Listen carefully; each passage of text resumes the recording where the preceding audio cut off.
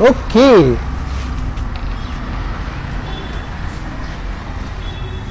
اوكي.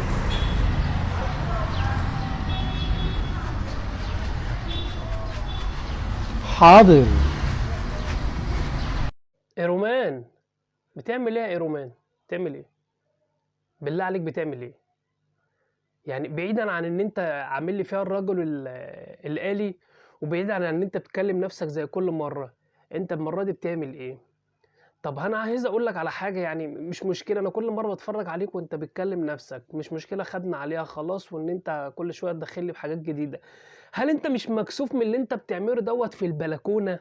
البلكونة اللي الناس كلها شايفاك، ده انت في الشارع، انت مش مكسوف من البلكونة ولا في ايه يا حاج؟ مالك يابا، في ايه؟ هتتكسف من ايه؟ إذ كنت انت مخلي الناس كلها على السوشيال ميديا بتتفرج عليك.